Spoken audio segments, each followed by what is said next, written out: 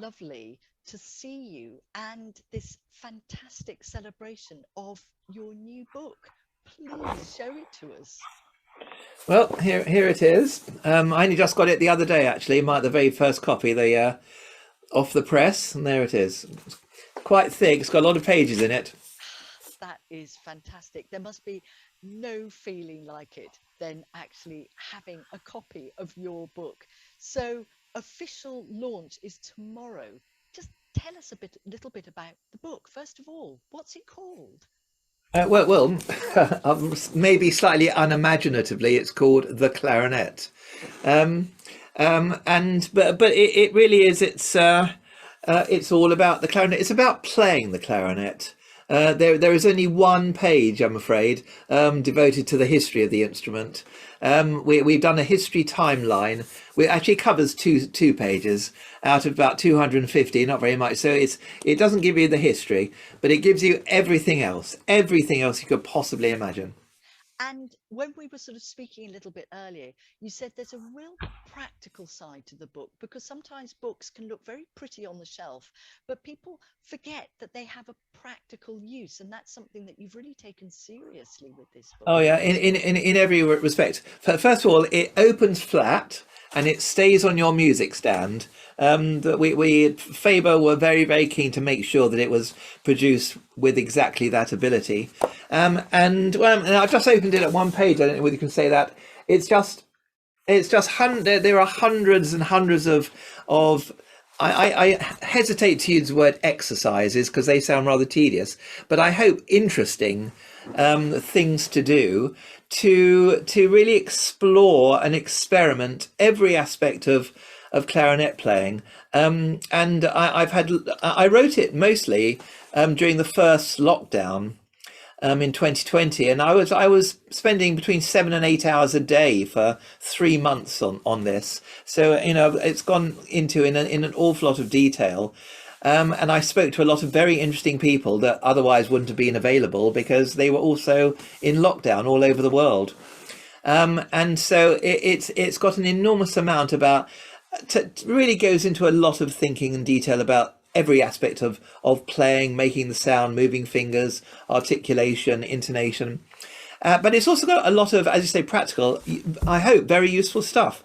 Like, for example, I spent a lot of time with a very good friend of mine going through all the major clarinet works and giving you their durations of each movement. I don't know whether you can see there's pages of that. So, if you're preparing for an audition or a competition or an exam or a performance, it's got the durations of every movement, which I think will be very useful to as a bit of reference. And we did that rather interestingly. We listened to at least 4 performances of each movement and made an average. And there's a page of suggested cuts in concertos if you're playing them at an audition or at an exam. So it's full of very practical stuff. So, this was, in many senses, a project, a lockdown project. Do you think that sort of enhanced, should we say, people's willingness to really share with you and share their expertise and their specialism? Do you think that's really been quite a strong part of this project, of course, alongside your own writing? Absolutely, yes. I won't give too much away, but I was reading some papers, some very complicated papers, which I didn't really understand, on the science of acoustics and clarinet playing from a particular university in Australia by a particular head of department.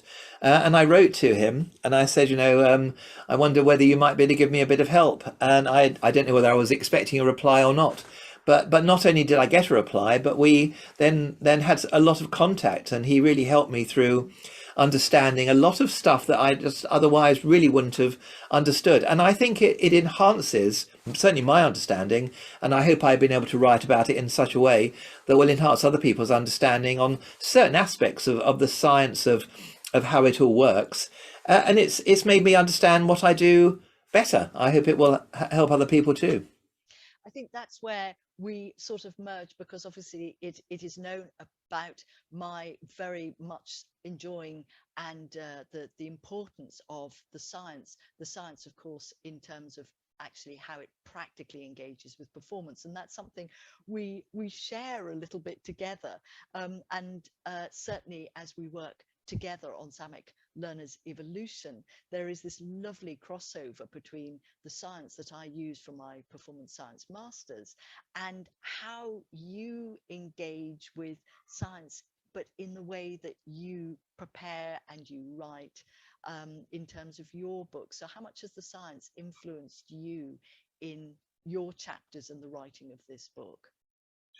Quite a lot, Victoria. Quite a lot. I mean, I've tried to keep it within a sort of a way of expressing it that I can understand, obviously. So I hope that other people will too. I've kept it really quite straightforward. And as I say, I've been in touch with some really quite top scientists. And I've also been in touch with an old school friend of mine who is a scientist, and who's really helped me to put it in terms that are very clearly understandable. So I hope that side of it is going to be of considerable interest, and will give it a sort of character, a flavour that maybe other books don't really give you. I think that's something that I think of our relationship that we have had as colleagues over several decades.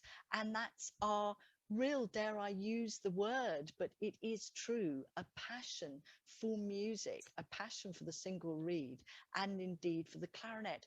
And that brings us perhaps to just touch on briefly another side of what you are working to. Obviously, it's a part of what Samek Music does, and it's a part of what Samek Learners Evolution does, but it's something that you're trying to do as well. And that is to bring clarinet players together from all around the world.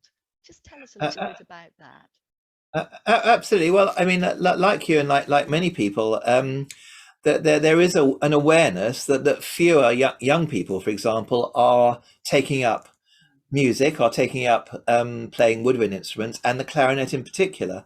And I think we have to do something about it, because we do have a passion for the instrument, for the repertoire, for the whole history of it. It's a wonderful, glorious history, and we need to protect it, I think. And so tomorrow, also at the launch of the book, we're going to launch a Facebook site, which is going to be called the International Clarinet Community, which we hope people will simply just join up to.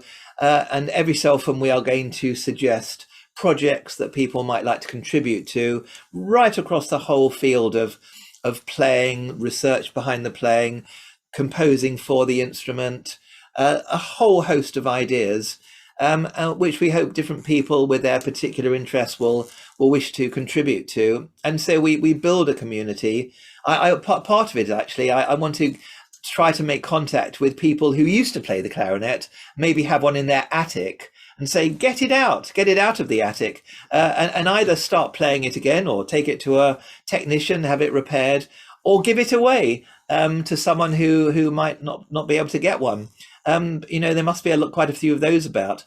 I just want to rekindle that love for maybe people who used to, and now it's in the attic. Well, I think one of the things that certainly you touch on the repertoire, and as a player who has benefited not only for the pieces that you've written, as pieces to write, but pieces that you've also written specifically to me. You have written so much wonderful music, and the repertoire that there is so rich, of which you have contributed so majorly. So why would anybody not want to learn the clarinet and to be able to enjoy? This is obviously another side, and perhaps we'll save it for another interview. But the clarinet enjoys historically a most wonderful repertoire, to which you have contributed, and of course are currently on a series of little sonatinas which you're writing for me, and I'm extremely proud to say we are publishing with Clarinet and Saxophone Classics Publications. So, but we will leave the composing side, but you have contributed tremendously, not only to the literature of the clarinet, but also the glorious works. So let's finish off, Paul, by telling people where they can find this book. Well, I'm hoping you can find it everywhere where you might find any kind of musical book.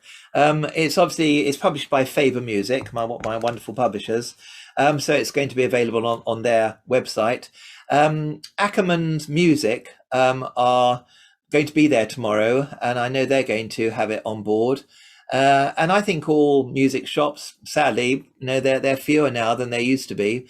They will have copies, and it'll be available, I hope, wherever you would expect it to be available.